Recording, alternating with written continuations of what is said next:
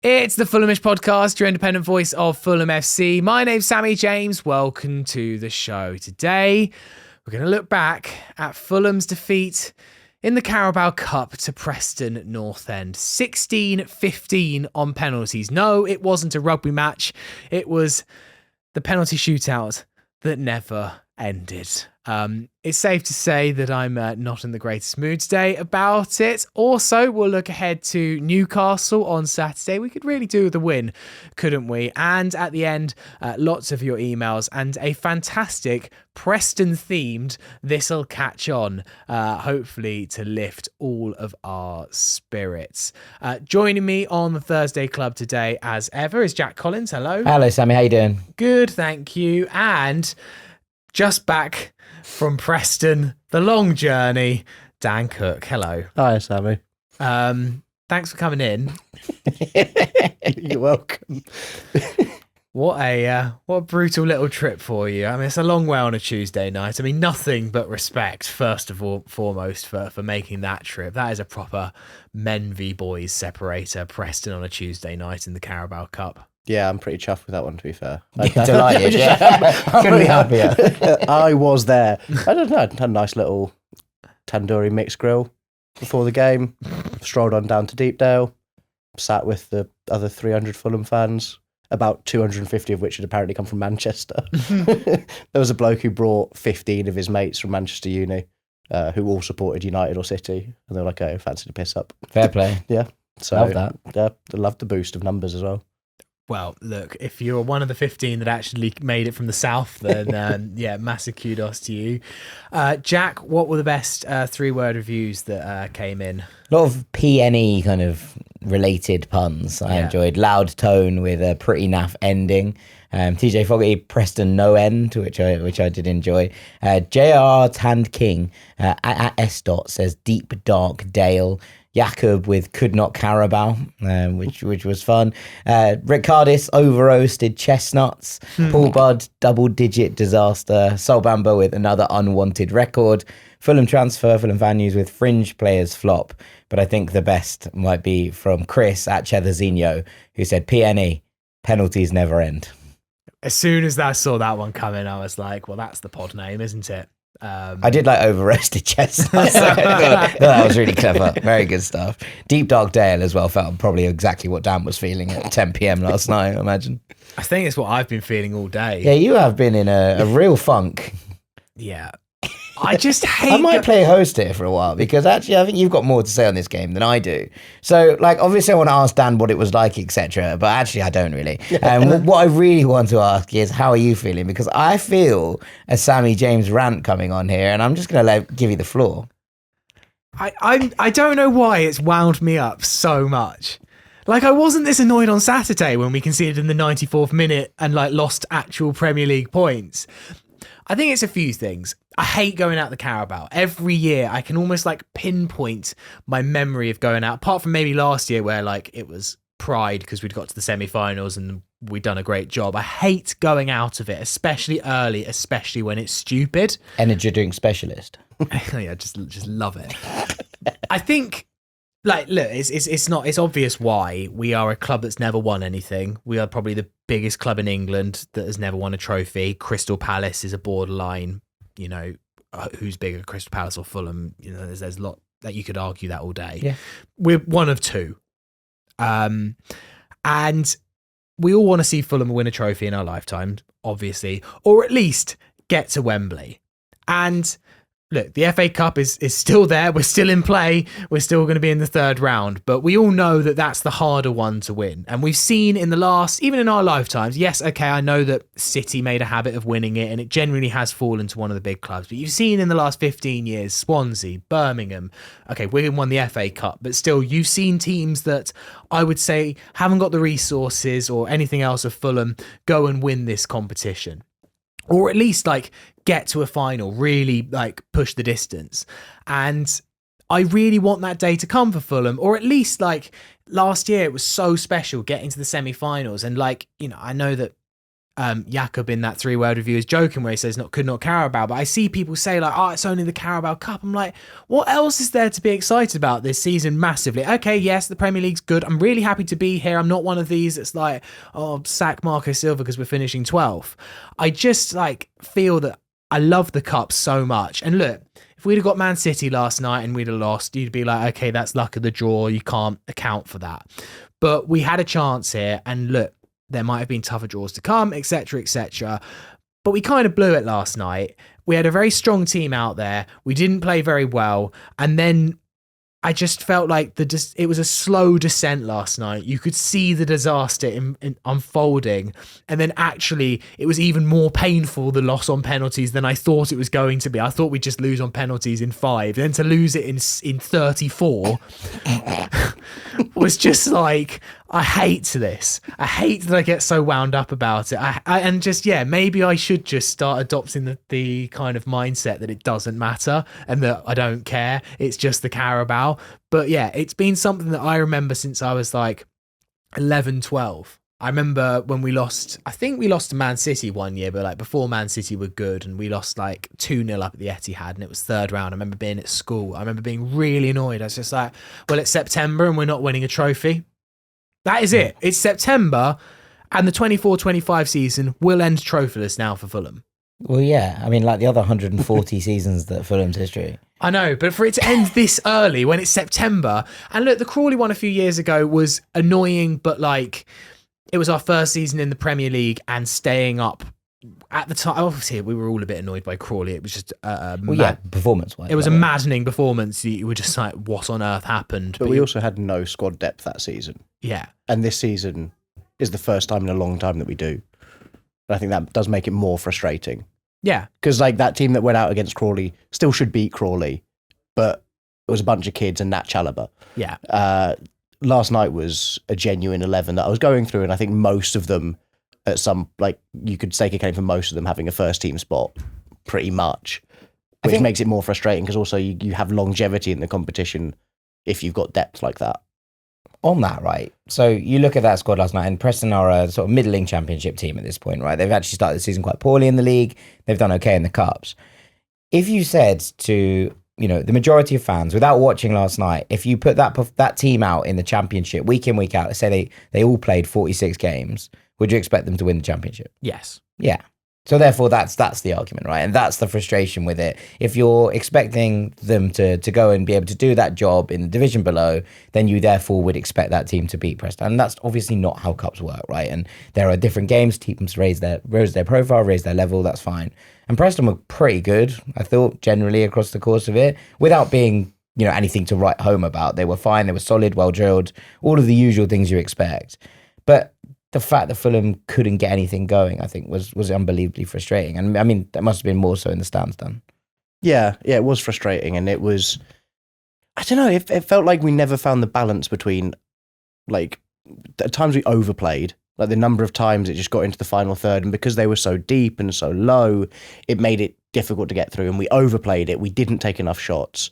We put sort of hopeful balls into the box. And then the number of times we underplayed it, where we played such an early ball to try and get in behind them, it was never going to work. And apart from the goal, it never felt like we actually found the balance of like enough passes to get into a good position, but not so many passes that you lose any opportunity of creating a chance. Yeah. That was really frustrating. And look, individual players last night didn't turn up. In fact, I think it's easier at this point to think of players that had a good game. For me, Sander Berge. Good first half. Yeah. Second half was way off it. But first half was, I thought, exciting.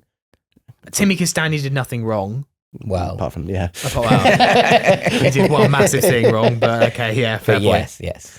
I thought that Sess looked bright going forward, but massively suspect offensively. We'll probably come on to that. Other than that, I'm really struggling. Reiss Nelson did all right. Yeah, I mean, but again, overplayed it a lot. Took too many touches a lot. Actually, do you know what? Weirdly, although he got absolutely scolded by the commentator for no reason, Issa Diop, and was good. I saw some people praising Cuenca online. I mean, again, though, like I felt like a bit like Birmingham. He was good, but had a couple of incredible mistakes in him, rustiness maybe. But yeah, I thought Diop was good. There was a moment, obviously, Dan, you were at the game, so you wouldn't have heard this, where the co-commentator, and honestly, his inane mutterings all night probably added to this anger that I'm feeling today. I forgot that part. But there was one moment where he just didn't know what he was talking about. He basically looked at the selection for the West Ham game and assumed that had happened all season. So he said, well, Issa Diop clearly isn't match fit because he's not had many games this season. It's like, no, he's played all games apart from West Ham. Like, okay, whether he looks fit or not, maybe he's picked up a knock I don't know about, but he's definitely, that's not the reason. He also made the same mistake with Jimenez and Muniz, assumed that Muniz hadn't played. And it's like, no, he only got dropped for West Ham. But okay, fair enough. You maybe haven't watched every Fulham game. But there was one moment last night where he's like, no, I really do think that every player on this pitch for Fulham looks Premier League quality. Apart from Issa Diop, he doesn't. It's like they're like, did he do something to you? Yeah. I don't know. Did he like take your parking space or something like that? Like, what did Issa Diop do to you? I mean, yeah, I thought he was fine last night. I thought Issa looked a little bit suspect at times. I agree. There was not enough to warrant said criticism, by the way. He was by no means like the worst player on the pitch, but I just thought the yellow card he got was like such naive defending from someone with so much experience. Well, but he got put into a situation, and that was Cuenca's mistake. It was Cuenca's mistake, and then Diop was put into a situation. And then he gives away the ball that eventually ends up as Preston's goal.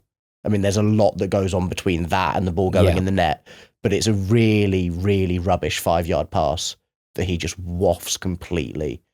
I thought he was fine. I thought Cuenca looked better than Diop, but I mean, marginal. And I do like Cuenca in possession. I think he's got a nice left foot on him. He sort of breaks those lines really well. He's able to find the midfield quite nicely. I thought him and the midfield three plus Reiss Nelson linked up quite well because they were all. It's one of the things I think I was saying to you about Reiss Nelson. One of the nice positives is he wants to be on the ball all the time. And there are negatives to that, but he was always an option and he was picking up the ball in good places.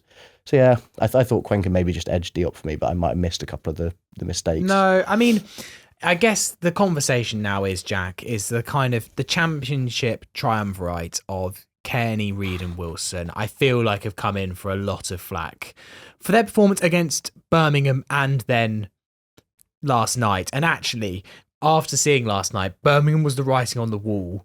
Like, we got away with it against Birmingham because we got a soft penalty and they fell asleep straight after that. There was lots about that performance that was like concerning, but we got through, we got away with it. And I got slated on this podcast for saying that we were dreadful in the Birmingham game. Everyone was like, what are you on about? What are you on about? We won 2-0. I was like, we were really quite bad. And I got absolute heat for it. And then suddenly it's like, oh, writing was on the wall. I wonder who saw that coming. This one did, because we were dreadful that game, and we were dreadful. Well, we were poor last night. I thought we were better than we were against Birmingham last night, which is the funny thing about it. But we were forced to be big night for Team Andreas. Huge night for Team Andreas because Fulham created zilch from the middle of the park. The only way Fulham progressed the ball yesterday was down the flanks and from the fullbacks trying to put on passes into progressive areas. And look, the balance in the midfield fell off, and I was going to come on to this later, but generally, Cairney playing deepest, or at least deeper than Harrison Reid, meant that Harrison Reid was bombing around in areas that you're not really winning the ball in anyway and not being effective. And I still think there's something in Reid if you use him in the right area, but that didn't feel right last night. Sander Berge felt kind of weirdly trapped because Cairney was the player playing next to him, and he wasn't able to get forward and actually influence the play. And it felt like he wanted to go, but I do quite like the idea of him being forced to play in the six for a bit, because I think that'll be useful in the Premier League. And then it left sort of everyone a little bit off. We created nothing through the middle. Do you know who creates stuff through the middle? Andreas Pereira. I think part of the problem between Cairney and Berge was it felt like last night so many crosses went into the box and was screaming for a midfielder to attack the box. And look, you can come on to Muniz and say that it wasn't a good performance, but Muniz is in the 6-yard box and so many crosses were pulled back. And every time Preston just kind of gobbled it up and nothing happened. And then Cairney and Berge were sat in the midfield. Harrison Reid would be on the right wing. And you were just like, can someone, Dan, just attack the box, please? Not even just that. It was like not attacking the box, but also not on the edge of the box for to win the second ball from the clearance. That was odd, because like you assume you have one or the other, and maybe both need you to be very high up the field and lack defensive protection. But the number of times that a ball would go in and you want someone to crash the box, maybe like Berge to come in with his height and what he's done over the past few years, or fall on the edge of the area after it's cleared to Tom Cairney to use his left foot. And we just had neither of those things. I mean, the best opportunity other than the Reiss Nelson goal came from the one moment where Harrison Reed did do that, and he should have done better. I'd say it was 50% down to maybe he delays the shot slightly, which he doesn't need to, but equally it's a really good block. I also think it actually goes straight at the keeper if he doesn't get a block on it as well. Fair. So I think it's partially just a bad finish. Yeah. But I don't know. I really liked Sander Berge's first half performance. I know you're talking about sort of central creativity, but what we did have that maybe you don't always get with Andreas was sort of central progression.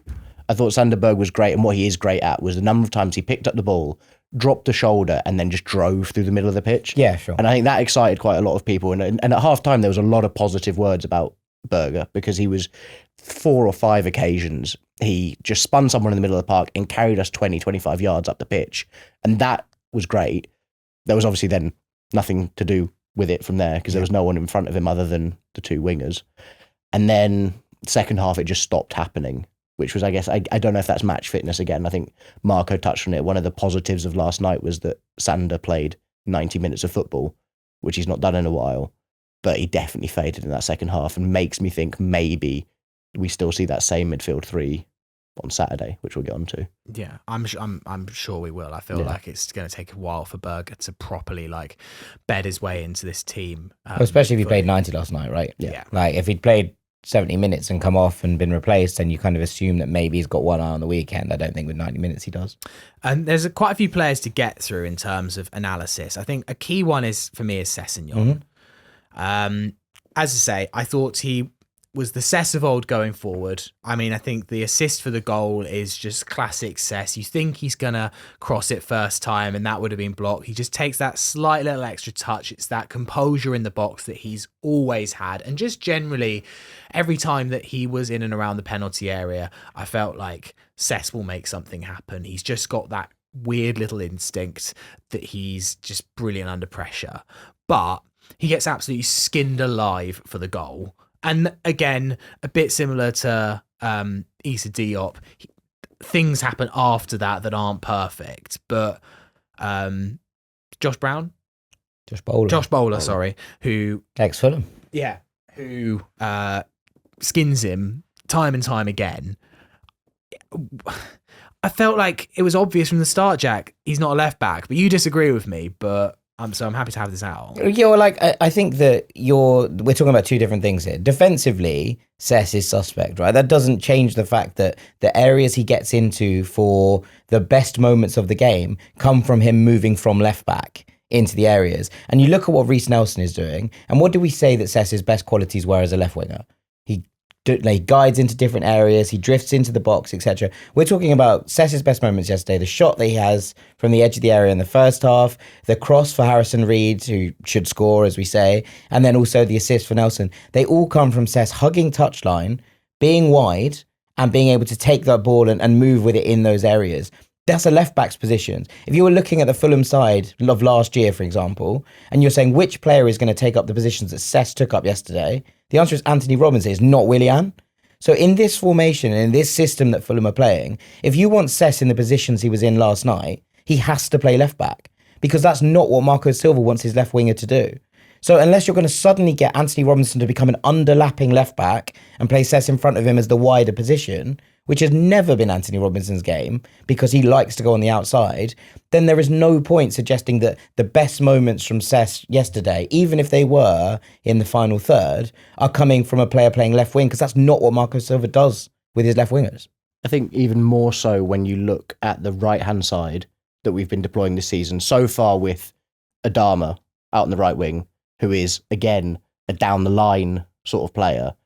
I think if you've got a left winger and a right winger who both are hugging the touchline, suddenly Fulham are going to just be we do it anyway, but just lumping balls into the box all game. And Sess isn't a brilliant crosser of the ball in that regard, nor Anthony Robinson, right? But that's not the way that Fulham like to play. They want their left back into those positions so he can nick the ball back for a cutback or drill the ball across for an on-rushing player. Those are the moments that Marco Silva wants his left back to create. They're not the moments he's looking for his left winger to create, I don't think. Yeah. One of the things I was wondering last night and trying to work out how you fit Sess into anything that happens this season in the league is I wonder if he could play a fairly useful role off the bench when we're chasing the game. Because if you have him at left back when we're chasing a game and getting into those sort of positions, you do boost Fulham's attacking threat. Yeah. The problem is you do lose Anthony Robinson's recovery speed, which you also need when you're, lumping everyone forward and trying to protect against the counter-attack. But say it's 10 minutes to go and Fulham need a goal. Having a left back who can pick up those pockets of space and be that smart in and around the box, I don't know if that's a useful substitute. Also, this isn't to say that Sess can't play left wing. That's not what I'm getting at here. What I'm getting at is if the things that we're taking from yesterday was that Sess got into good positions, they're not the same positions he's going to pick up if he's playing on the left. No, but he did play left wing for us in the Championship and it was all the same stuff. Sess in the box is magic. Like he just has magic little feet. And that's absolutely fine. And you can ask Sess to pick up the positions that Reiss Nelson picked up yesterday, and he might be able to do exactly the same thing. I'm not saying he can't. What I'm saying is that if we're looking at Sess's output yesterday and saying, okay, how do we replicate that in the future in an attacking sense? The answer is not putting him on the left wing, because that's not what he's going to be doing. He might do other things, and those other things might be even better. But I'm saying that I don't think that you get what you got from Sessegnon last night, which was those cut acrosses, those dangerous runs around the outside, that ability to ghost past a player and pull it back if he's playing in those positions where he's further up the pitch. Because I think that Marco Silva wants that player to come from deep in order to overload a back line. That's his kind of attacking triangle principle. We've been seeing it so long with Anthony Robinson, right? It wasn't Willian dancing to the byline and cutting the ball back. It was Willian taking those cutbacks off Robinson. And so therefore, if we're thinking that there's definitely an argument to say try Sess further up and see what he can produce in that role that Reiss Nelson played last night. Although to be fair, I thought Nelson was pretty good. Yeah. But it's not going to be what we saw yesterday. I don't think there's much room for Sess at left That's wing. the thing. That's that. I think when you've got Iwobi and you've got Smith Rowe who could play there, and now you've got Reiss Nelson who's kind of banging on the door for lots of minutes, if not a start. I wouldn't mind seeing him on the right. Who's Sessegnon? Something we've never really experimented with. But he's left-footed. We play with inverted wingers. I said this, I think, when we signed him in the summer. But it didn't work under previous managers because he is so left-footed that you can't really go out the outside with him. But we play with left-footed right wingers a lot of the time. We saw that with Harry Wilson. Now, obviously, Adama's kind of, at the moment, making that role his own. Do I think that's going to last? Still no. But, we're still in that kind of position where that's the current tactic that Fulham are using. And I wonder if before too long, Marco gives him a thought out there just to see if that can bring him into the goal-scoring positions that perhaps we're missing a little bit of right now. Okay, we've got a lot to get through. Next player who I feel like is a little bit in the firing line, Dan, Rodrigo Muniz. Not who I thought you were going to say. Yeah. Who did you think I was going to go to? I thought we were going to Harry Wilson, but let's go to Muniz first. I think the thing with I think Wilson might be beyond the firing line. I don't know how much more there is to say out. about Harry Wilson, but yeah, Rodrigo Muniz, I think we all were hoping that he'd face Preston, bag a hat-trick, bang out the dance moves, and then the purple patch would be Start reignited. Newcastle, yeah. That's obviously not what happened last night. The thing with Rodrigo that worries me is I wonder, I feel like he's obviously lost the goal scoring touch. Okay, that's fine. But towards the end of last season, he didn't quite have the goal scoring touch, but he was adding so much to the play. Last night, he just didn't seem to get involved at all. And look, maybe this was why he struggled at Borough. Maybe big championship defenders big back line they had. Is something that Rodrigo doesn't work very well against. But it's not a great sign, is it? If your centre forward's going oh no, I can't deal with big championship defenders. Yeah, he had these customary sort of one chance per game so far this season. Again, that header after the little free kick routine we did, which deflected and hit the bar, and it's another one where you're He's done really well. I don't know if he can do much more. No, but like he's done really well to win it, but also don't head it at the keeper. Don't head it straight at the keeper. And I think Freddie Woodman's actually done quite well to get straight back up again and save it. But like I think one chance per game for a striker is miserly. Like, and I think there's blame to be put on what's happening around him. But I do also think the number of balls that went into the box yesterday, and you look at where Rodrigo's runs were going and the positions he was picking up, it was never going to find him in the first place. And so I think that concerns me. His hold-up play, he struggled. He did struggle. He got out-muscled. He was beaten in the air. I'm still trying to remain like optimistic. I don't want to write him off because I still think he's our best chance of having a decent season. I think Raul, whilst he took 2 superb penalties in the shootout, had like a stinker of a cameo. And like he lost the away end within the first minute of being on the pitch, which was not a great start. Yeah, his first, he didn't really make a touch. I was going to say his first touch, the ball came straight to him from a throw in, and he just and then on the back foot. And his second touch, he gave it away, and his third touch, he took a pathetic shot from 25 yards out, which gently drifted over the bar. So he lost the away end very quickly, and I still think that a Muniz in this form is still probably more effective than Raul at the moment. But do you disagree? I thought Raul at the weekend was very tidy. And without, obviously he scored a goal, but take that out of it for a minute. I thought that actually he looked very sharp. His link-up's different. We talked about this last year, right? Like, they're different players. I do worry that we have 2 strikers who neither can be effective off the bench. We've seen this now in a couple of games. Have we, when was the last time we saw one of our strikers come on and make a genuine impact? Like off the bench.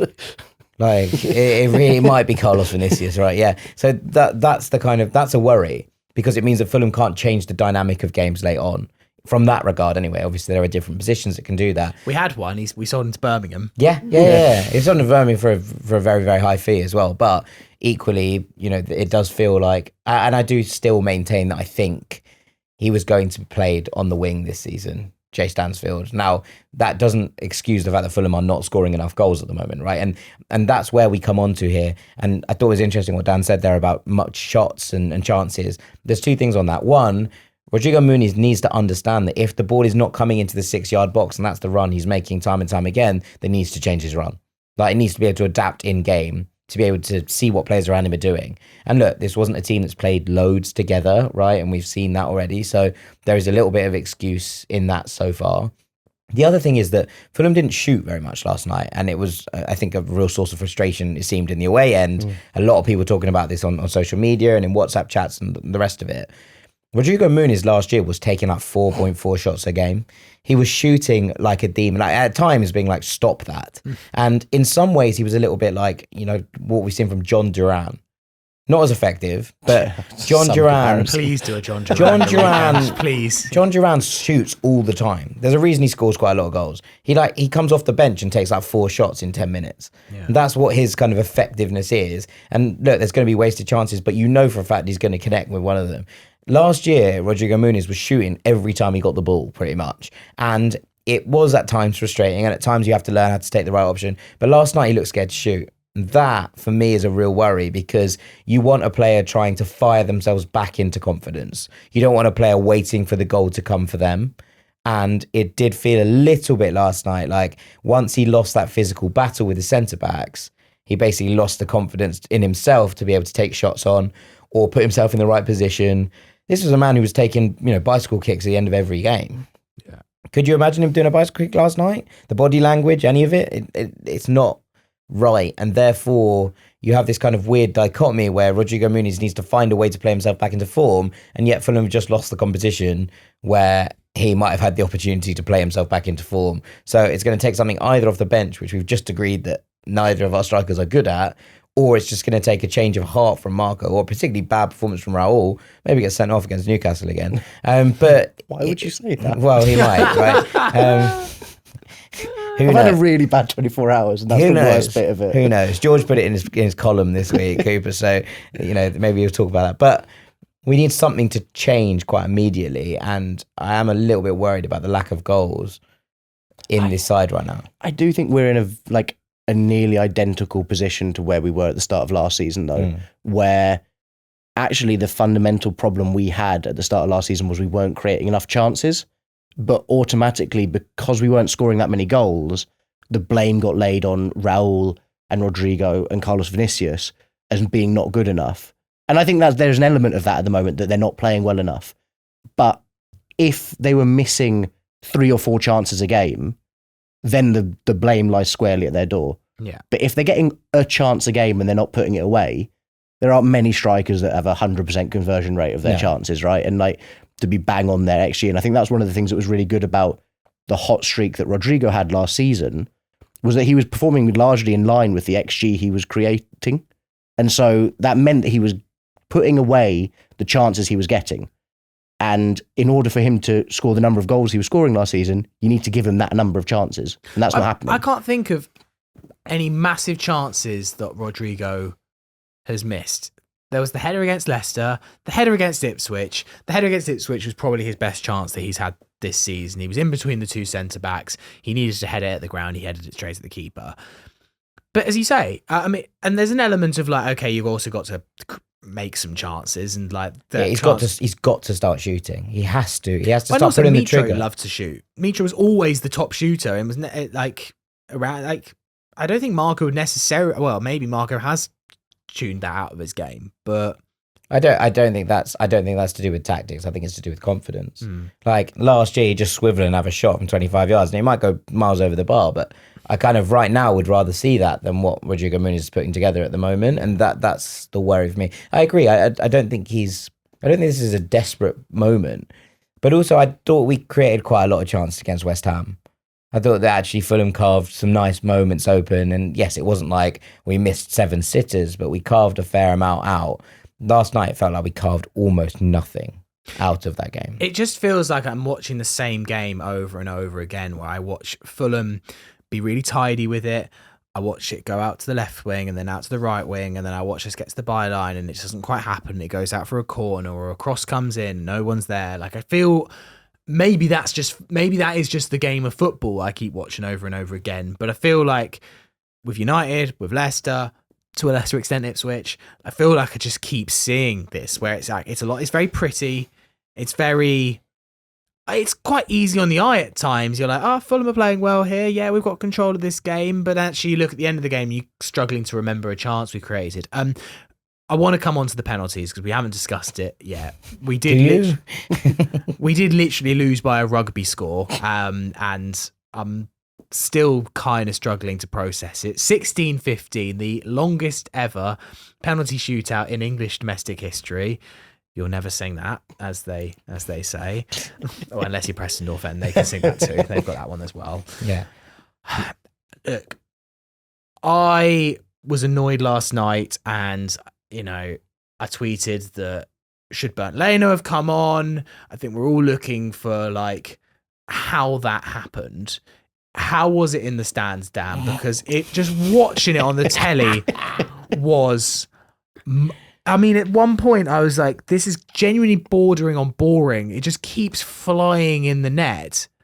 It's one of the maddest. I know that long penalty shootouts have happened in history, but sometimes that's because there's a lot of misses. This it was relentless, just in. No one even threatened it not going in until amazingly both 9th penalties were missed as well. That was just incredible.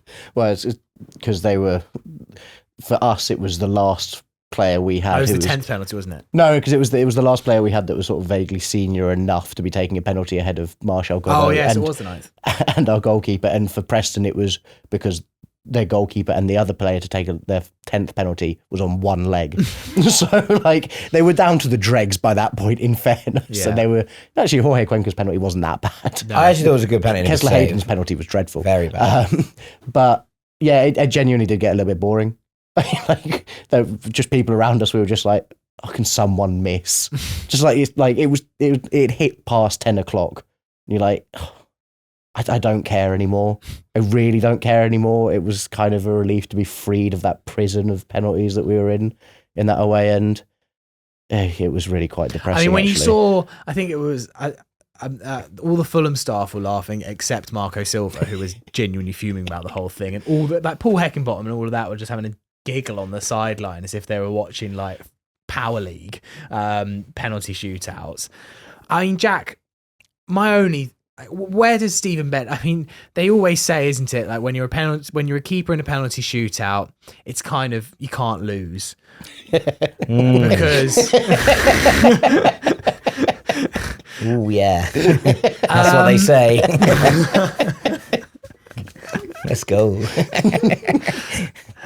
Let's flip it to the other way. You said you gave me the floor earlier. I'll give you the floor. So when I said that we should have made a 10 million bid for Georgie Petrovic because it would be really good to have a competent backup goalkeeper, I meant it. And look, yes, I will give Stephen Benda some credit. He made a couple of pretty good saves in this game. He also gives me absolutely no confidence every time the ball is lofted into the box. He gives me no confidence at set pieces. It's like every time the ball goes near him in the air, I'm terrified. And then there was this penalty shootout. And all right, let's start with the positives. He took a really good penalty. Not what he's in the team to do. That's it. There are no more positives. Like, you can give him some leeway in that I think maybe of the 16 penalties that Preston scored, I reckon 9 of them were pretty, like, genuinely very good penalties. Then there are the other ones. And he nearly let in the worst penalty of the lot, which was the one that drew it at 9-9, as you say. How one went through him when it seemed to be at his midriff, midway through the second set of penalties, I will never know. But more than that, it's okay to stand behind your line. Like, keepers do this now, and they spring forward in order to try and make themselves bigger. He was just diving behind the line. Like, he didn't move forward and out of the goal at that point. He just was there, still behind the line. Also, having slowed them down and watched them a couple of times now, I think of the 16 penalties, there are 12 of them where he starts diving before the ball's hit. You just don't do that at this point. Like, especially if you're trying to give yourself the time. That's part of the behind the line thing. It gives you a bit more time to react. I fundamentally don't understand why he can't dive in a direction. He was quite a big lad. I don't know how he managed to make himself look so incredibly small in the goal. Like, honestly, I have almost zero redeeming qualities to talk about in that penalty shootout. It might be the worst goalkeeping display I've ever seen in a penalty shootout. Are we being? Is it harsh?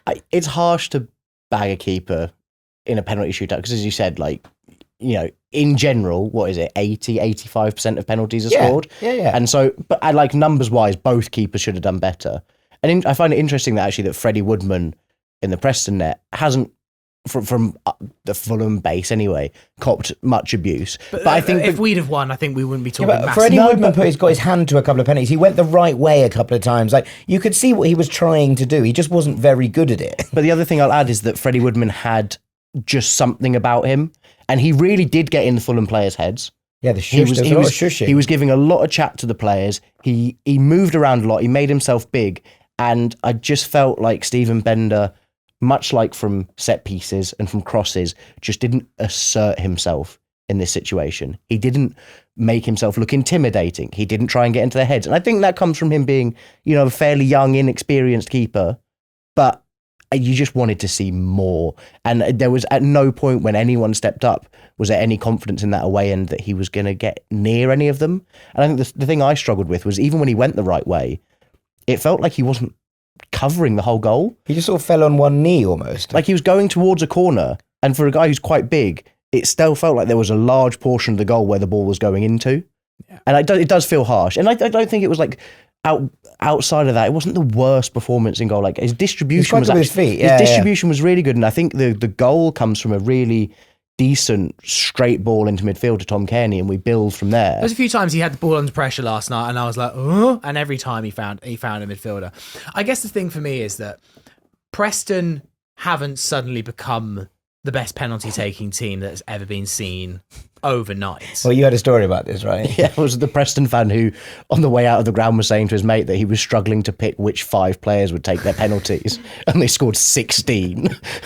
It just felt like, I don't know if the Preston players necessarily worked this out, or this was some incredible scouting on maybe probably the 3 penalties that Stephen Bender's faced in his professional career. I think he has actually saved one before. He saved one for Swansea against West Brom. I actually did some digging when I was annoyed last night.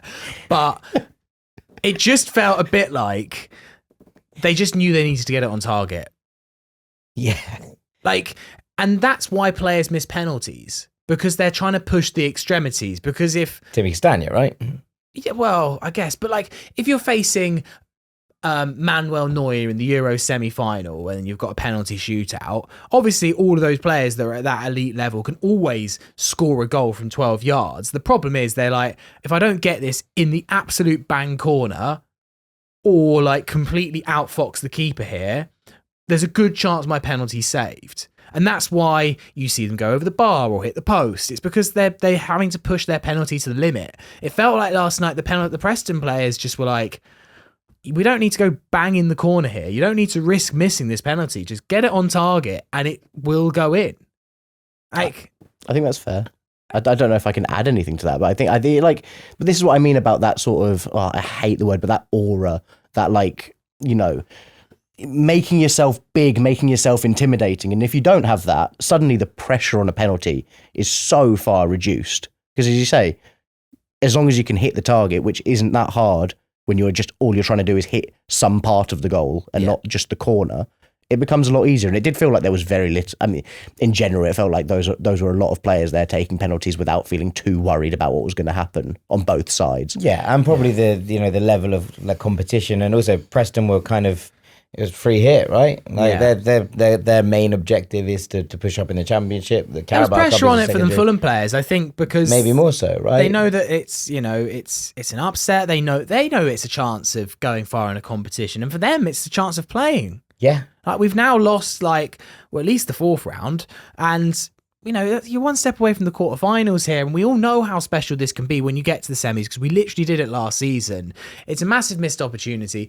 I said last night, like, if you're going to bring on Sasa Lukic for Rodrigo Muniz, which feels like marginal gains to me. I know that Rodrigo Muniz has missed a penalty in a penalty shootout, and Sasa Lukic took his first penalty well, second penalty a little bit, but anyway. But that's a marginal gain, right? You're like, okay, I think Sasa Lukic might have a % or two better chance of taking a penalty. No, we're not too worried about Rodrigo Muniz's confidence. Now, I know that I don't know. I think that I genuinely wonder if there was like a long-term view there of like, he's not scored yet this season. If Rodrigo Muniz misses a penalty in a shootout and we go out, like long term, that can have huge implications. Okay, but I without being funny, and I know that you could address this by thinking about it 5 minutes in advance, but from an outfielder perspective, you go up, you walk to the spot, you strike the ball, it's a 2-yard run up, right? Diving around in a penalty shootout is quite an athletic extreme for goalkeepers. I think if you're going to do that, you need, and yes, okay, obviously Marco could have sent Leno out to warm up 10 minutes beforehand. That wasn't really but he might not have been thinking about that. He might have got to the 90th minute and was like, actually, I could pull that. And this isn't going to, aggregate. I don't need to send Sash to warm up for this. Do you know what I mean? Yeah. Whereas I do think if you send a keeper in cold, obviously it can work. We saw it work for Tim Krul at the World Cup. There are other instances of it not working. I probably remember more instances of that tactic not working rather than working. As in also, you're giving Steven Benda minutes in this game. He hasn't done, like I say, he didn't fill me with confidence, but he also didn't do an awful lot wrong, right? In terms of the whole game, he, the goal that beat him was a fine strike from Ledson. Yeah. And I keep thinking it's Joe Ledley. It's not Joe Ledley. It's Ryan Ledson. But it's a great strike. And whilst it should have been cleared earlier by the Fulham defence, that's not on the goalkeeper. So at that point, you're like, you just mugging him off. If it was like to bring on a penalty specialist, fair enough. Yeah, but Bernd Leno is famously not a penalty specialist. So, do I think he might have saved more of those penalties than Steven Benda did? Yes. But, equally, it's not like you're bringing on someone who is like, yeah, we know they're coming on to actually make stops in spot kicks. Yeah, and it's very easy to make these comments in hindsight. Yeah. It's really easy, and I totally respect that. I may be looking at what we could have done, but I certainly wasn't there at 90 minutes thinking I wasn't screaming at the telly, bring on Bernd Leno. Yeah. But I also, from about 3 penalties in, was just going, well, he's not, I don't see him saving one. He did save one. It was a terrible penalty. But yeah, I think save might be doing him some justice. It hit him. And he didn't let it in. That was honestly, I do worry, and my big concern is that if Bernd Leno gets an injury, Fulham are going to be right in the muck. I genuinely said today that if Bernd Leno was out from today until the end of the season, I think we get relegated. We are. Yeah, that's exactly what I said. We are right in the shit if that happens. Yeah, I still don't think we needed to spend £10 million on a backup goalkeeper, like Jack said. But Well, I do think that like it would have been maybe prudent to find someone. I only say that because it's I thought it was a market opportunity. I don't think £10 million on a backup keeper is necessarily bad if that view is that Bernd Leno's maybe got what, two more years. Maybe and then you've got There's a chance that someone in Germany comes in for Bernd Leno next summer, and if a Europa League knocking around side go, we want Bernd Leno and he wants to be in the 2026 squad. But then you just buy another keeper. You buy another first choice keeper. It's not like you can't. It's not like keepers have a huge adaptability period generally. Anyway, I never really Chelsea. Well, I mean, yeah, but what they're doing is absolutely bonkers. If someone bought Bernd Leno, we go, okay, that's annoying. What a shame. Who else can we buy? Aaron Ramsdale. I don't know. We'd have found someone. Like there'd have been someone. We have done fairly well over the past yeah. few years as well. With as we say, you saying 10 million is a lot for a backup goalkeeper. So you're like, cool, we're going to spend £30 million on Aaron Ramsdale.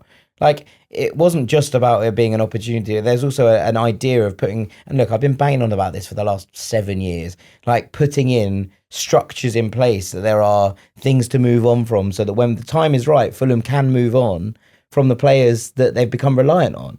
Like, it's about putting together strategies that exist over more than one season. And if you see an opportunity like a Georgi Petrovic out there, I just don't understand why Fulham haven't just gone, yeah, all right, cool, 10 mil. So, I mean, I know it's an extreme example, but Liverpool have just done that, right? Yeah, but I still believe that, like, fine, you're Liverpool. Like, I just don't, anyway, I don't want to get too hung up on whether we should have signed a backup goalkeeper.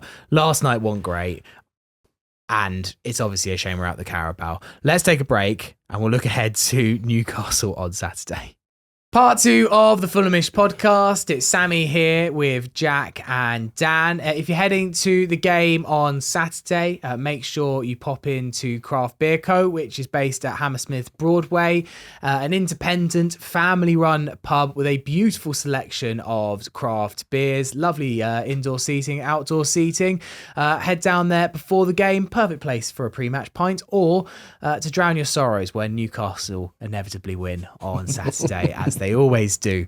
Let's discuss this match quickly. And Dan, Newcastle have been really weird to work out because I don't feel like they've played amazingly well, yet it's their best start to a season in about 20 years, I think, since the Bobby Robson days I saw.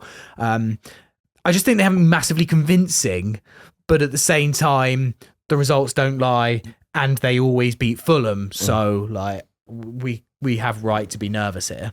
Yeah. I mean, they didn't deserve to beat Spurs. They didn't deserve to beat Wolves. They didn't deserve to beat us last year. I don't know if they really deserve to beat Southampton. I mean, they were down to 10. No, they should have lost to Bournemouth. Goal, and yet here they are. Yeah. 10 points. And, I mean, they are just a bit of a mess at the moment. Partially injuries, partially suspension. But also I feel like they, at the moment anyway, and the fan feeling seems to be they've hit a bit of a stale patch under Eddie Howe. Yeah. And I think you take all context of past history between Newcastle and Fulham out of this feels like a good opportunity. I think it's a back four that looks susceptible and looks like that you can create chances against. It's an attacking line that does worry me. I think Harvey Barnes is looking good. Obviously scored an absolute screamer. And finally, I think Eddie Howe's realised that you can just play him and Anthony Gordon together instead of trying to shoehorn Murphy into this side, who, whilst has been fine, I think Harvey Barnes is by far a better footballer. And then obviously Isak up top. That's troubling. Who went off at half-time against Wolves. And I don't know if we know the prognosis of whether he's going to be injured. It's day-to-day by the sounds of it. So... I mean... So is the alternative Callum Wilson? Yeah, also day-to-day at the moment with an injury. So, the alternative is I think that they unleash Gordon, Murphy and Barnes together. Barnes actually did come on. Almiron? No, Barnes came on for Isak at the weekend, and I think it was Gordon that went through the middle. No. And obviously we've seen that for Lee Carsley's England under-21s, where he played as a striker and top scored at the under-21 Euros, I think, last summer. So... Nice and easy day at the office for that, no matter who plays up top. Tonali's working his way back into the fold, and if that midfield is Joe Linton, Bruno Guimaraes and Sandro Tonali, yeah, I think we can have a work cut out for us, is probably how I'd say. I agree with you. But the terrifying thing about Newcastle is they haven't played well yet, and they've got 10 points from 4 games. And I think there is going to come a moment where this side clicks, and you just know for a fact it's obviously going to be on Saturday, isn't it? Like that's how this kind of thing works. And then they won't click again for 6 months. But like there is room for optimism going forward, but I am scared by this midfield dominance, especially with what we've seen from a variety of Fulham midfields this term, where it doesn't quite seem to have found the balance yet. And we've said that before, right? Well, I think it's their midfield three is a midfield three that outdoes us physically and also probably technically. Yeah, absolutely. Which feels like a bad combination to be losing on both of those fronts, because you've got like the battering ram of Joe Linton plus the sort of general shithousery of Bruno. And then just some lovely, like Bruno and Tonali with their... Tonali's just a workhorse as well, on top of everything else. You're like, that man covers more ground than Conor Gallagher. Like, he says hello to every piece of grass at Craven Cottage at the weekend. So there's going to be that as well. On top of it. I'm worried by the physicality and the technicality of this midfield. Yeah.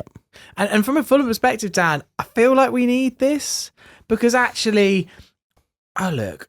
Again, I remember saying this before the Leicester game, you can't call something like a must win when you're this early into the season. But you look at the fixtures coming up, I'm not 100% sure where the next win's coming from if it's not Saturday, because Forest have started the season a lot better than we expected. I think beginning of the season, you might have looked at Forest like, oh, nice little away day. We're going to go to the City Ground, have a nice beer in Nottingham and get 3 points. I don't think that's quite the foregone conclusion that maybe it was in previous years. Famously, that's what happened last year. Yeah, I mean, I still am traumatised by that first 30 minutes from last season. Yeah, and then obviously City.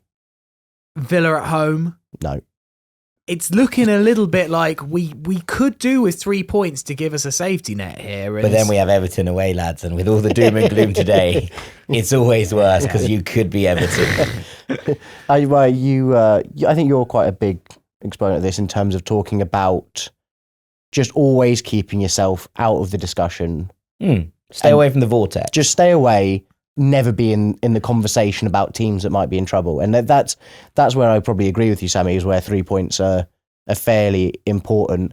I also think if come Saturday we walk out of there with a 1-1 draw or 0-0, actually no, I want us to score a goal, a 1-1 draw, I'd probably take it. Yeah, it's not a disaster. It's not. And they are a better side than us. Like, just in general, like Newcastle will finish above us this season. And so we're not expected to beat them at home. But a loss is a problem. If we lose on Saturday, you could put a chain of horrible results together here, which looks really bad come mid-October.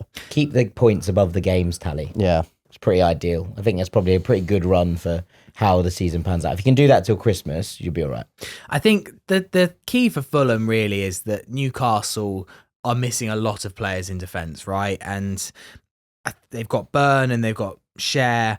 I don't think either were particularly convincing, apart from Cher obviously scored a lovely goal against Wolves. Like, Wolves had a really good first half and were undone by a deflection and a worldie. Yep. Like, Wolves did manage to have the game plan, and I'd say Wolves have had a worse start to the season than Fulham. They did have a midfielder that came on. He started. Yeah, well, that's what I mean, but he's come into the squad. His name's Andre. Right. He looked quite good in midfield. I've never heard of him, though. It's new. Apparently, they got him from the Brazilian league. Just one of those that no one else spotted, I guess. You Yeah. just get them early. Get them early and on a decent fee, and you generate some good value, I guess. This is good business from Wolves. making me really sad.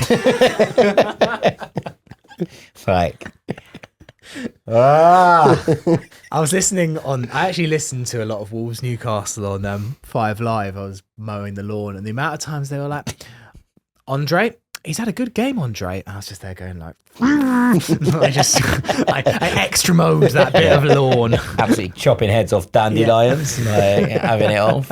Not ideal, really. Not ideal. Oh God. From a Fulham perspective, would we expect any changes? Obviously, we expect a lot of changes from Preston. From 11 from West Ham. I mean, for me, I think it's going to be the same. I can't, obviously a lot of people talking about Pereira, but I can't see the Berge thing happening soon, especially when everyone's played midweek. Annoyingly, as we've spoken about the midfield we've come up against, I think I would have liked to have matched up slightly and had Sander Berge as our Joe Linton matchup. I don't think it's going to happen though, because we've discussed it. He played full 90 minutes. If he was in the plans, he wouldn't have done so. And it does make me worry that we're a bit lightweight for this game. But I don't think we'll change it. Yeah. I wonder if there's just a little bit of a shape shift that allows Alex Iwobi to play a little bit more in the middle, just to give us a little bit more in there in terms of ball carrying ability and also going shoulder to shoulder with a player like that. I wonder if there's just, I think it might be the same, I think it will be the same team. But I wonder if there's just a little bit of a shift that allows us to play that in a slightly different way. Maybe a midfield three that looks a bit more like Lukic and Iwobi and Pereira in there, with Smith Rowe pushed a little bit wider and Adama on the other flank. Just gives Fulham a little bit more ability to carry the ball through the midfield. And I think that those rotations in game are going to become part of Marco's strategy. I think it's a bit early for us to be seeing them kind of off the cuff yet. But I think that as we go through the season, they're going to want to see more of that, of those players sort of dovetailing together to allow different people to do different things. And that's what we saw last year, right? With occasionally sort of Pereira, Iwobi, Willian sort of all switching positions in order to create triangles with whoever the left-sided midfielder was, and Joao Paulinho at the base and Anthony Robinson. I do wonder if there is a space there at some point to see a little bit more of that. And I wonder if just seeing the physicality that Joel Linton in particular bears there, if we want someone who's just going to be able to go a little bit more shoulder to shoulder, maybe that's Iwobi rather than it is Pereira. Yeah. One thing that I think we could potentially do, which I think would make sense to me, is actually almost if you try and free up Kenny Tete a bit more to go forward, because ideally, the ideal scenario in this game is if you've got Dan Burn as the left centre-back, you try and isolate. At some point, you try and manoeuvre it so you've got Adama Traore running at Dan Burn. And the way you create those opportunities is overloading the right-hand side, occupying whoever plays at left-back. Maybe Lewis Hall, probably, but he's not been instantly first choice at left-back so far this season, which I think has been interesting. But if you can try and preoccupy him with Kenny Tete and hope that Anthony Gordon's not tracking back as well as he should, then you potentially create that opportunity where in the box or on the edge of the box, Traore is running against Dan Burn. And it's happened before in games, and Traore has murdered Dan. Like he is really, and I think that Dan Burn himself has spoken about being terrorised by Traore and how it's just not a fair competition. And so I think we've got to try and maneuver that to our advantage. Yeah. Right? Well, I suppose the only thing that maybe might happen is the one player that I think probably made a case for themselves to start last night is Reiss Nelson, right? Not necessarily because he was better than everybody else in terms of the defence or whatever, but because there is potentially a position of need where he plays. And I do wonder if there is something in that if neither of our strikers are trusted at this moment to lead the line, do you throw Adama over the top and say, well, we know that Cher and Dan Burn are very much not those kind of players that enjoy being turned around and had the ball pinged into those corners for a fast player to chase. We've seen that cause them trouble before. Is there a world in which that becomes a tactic that Fulham turn to? If not from the start of a game, then maybe later on in it, where instead of switching, whoever, well, we assume it's going to be Raul for Muniz, it's actually a switch for a Nelson so that Adama can go through the middle and try and push that on. But I don't know if that works without him being an impact sub, so who knows. Would be quite jokes to have Adama up front. It's very FIFA. It's very FIFA. It's very 14-year-old on FIFA. But just in terms of turning those two around over and over again. And look, I think that Strand Larsen is obviously a much bigger person than Traore is, and he's not as fast. But actually the bit where Newcastle really struggled last night was Strand Larsen running the channels from those kind of balls over the top. And Cunha. I thought Cunha was freed up by making those runs in behind a lot. And Mateus Cunha is, I think, deceptively quick because he's quite tall. Yeah. But he got in behind on many occasions. And I think that is the key here. If we play in front of Newcastle we will not score on Saturday and put balls into the box, continuously just hoping Raul gets on the end of it, we will not score a goal. We won't. We've got to do something different. And I think that with the blueprint has been showed by Wolves, despite the fact that they lost, is you try and get in behind them. Yeah. And don't let Harvey Barnes cut in from the wing. Yeah, ideally, yeah. One email, because we've massively gone over on today's podcast. This one is from Adrian Tippins, who lives up in the Lake District. Adrian says, "Hi, Sammy and the team. Like you guys, I was gutted with the end of the West Ham game. I was even more gutted that I just knew it was going to happen. He did not know what was to follow on Tuesday night. In the Championship, we were far more ruthless and had the ability to kill off games. It seems we have never quite mastered the art of game management in the Premier League, and we were very vulnerable to conceding late goals. My question is this: why has Marco not been able to eradicate the naivety within the team? He's such a tactical genius that one would think he could have easily stamped that out. We lose a lot of cool heads and the ability to think clearly. The attention span also seems to drop in the final minutes. A subject worth debating is the question of who do we need a strong leader in an outfield captain, someone in the same mould as a Danny Murphy, someone with good footballing nous and experience. Maybe it's time for a new captain. Maybe I can see Joa filling that role. What do you think? Cheers, guys," from Adrian. Well, thank you for putting a smile on Jack's face, because he's already said that Joachim Andersen should be a captain. I always said that I think that Joachim Andersen will be wearing the armband by the end of the season. There's absolutely no doubt about that whatsoever. And Anthony Knockaert. He, if anyone remembers Stoke away, Anthony Knockaert nailed game management. It was incredible. The best 3 minutes of Anthony Knockaert's Fulham I think career. it was pretty much his only 3 minutes that season as well. Magnificent. But that is, like, all joking aside, you do need that. You need someone in those situations. And Tom Cairney's good at it in general. And we've done it for the past 2 seasons with Tom Cairney. If we're trying to hold on to something, get someone on who can retain possession. The problem is, we touched on it, TC looks like he's lost a bit of his magic so far this season. Like, it's just not quite there. And hopefully it's just a little blip and it's not a sign of decline. Bit of rust. Yeah, but you do need, I just think, someone mentioned it, I think on Twitter, a comment that we received after the West Ham game, is that it felt like we didn't know if we were sticking or twisting. And I think if that's the case, that's a managerial problem. And that's not players not knowing whether they should be retaining possession or trying to kill the game off. The other thing is, if Marco is saying, like, right, shut this game down, then it's an individual problem, and it is it wasn't Marco's fault that we all switched, like the whole team switched off from that throw-in.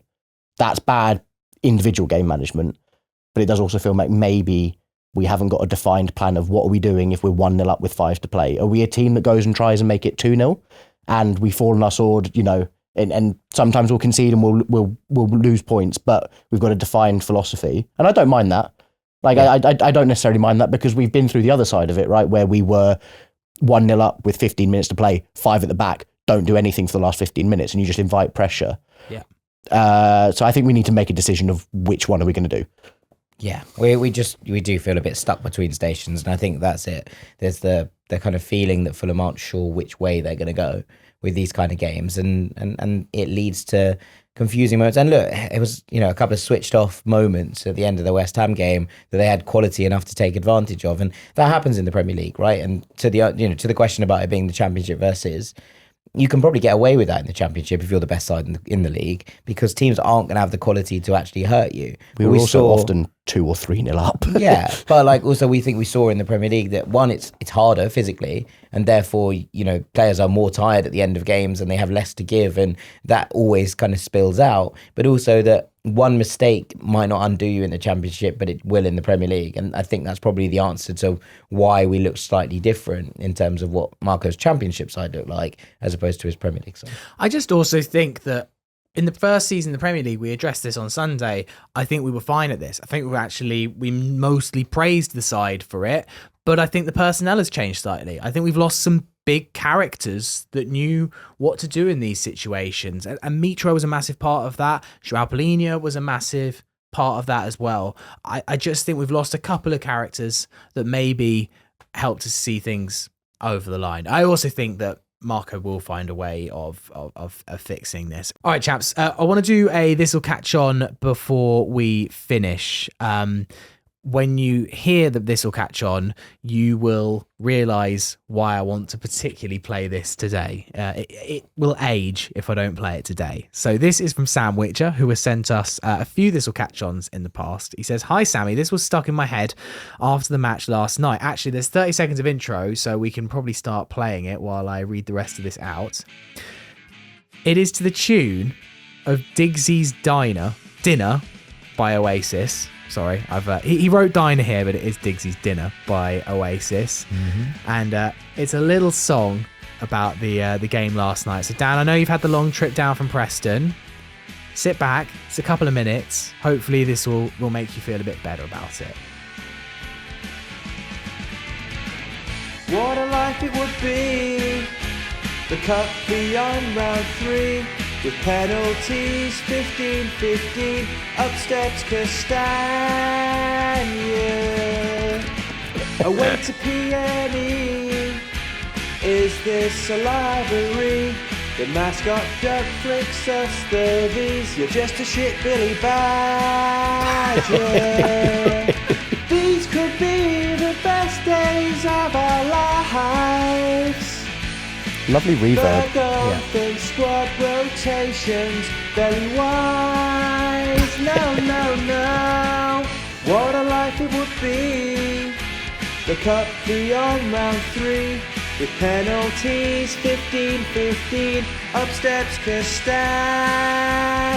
Timothy Castagna. Over it goes. Dear me. Always my favourite This'll Catch Ons when they do this. In the shootout, but that was a dreadful one. These could be the best days of our lives. But I don't think squad rotations very wise. No. What a life it would be if we could score easily. But we've got RM9 Muniz and Timmy Castagna. Away to PME, didn't leave till 10:15. Got clapped by nearly all the team. Got clapped by nearly all the team. Got clapped by nearly all the team, except Marco Silva.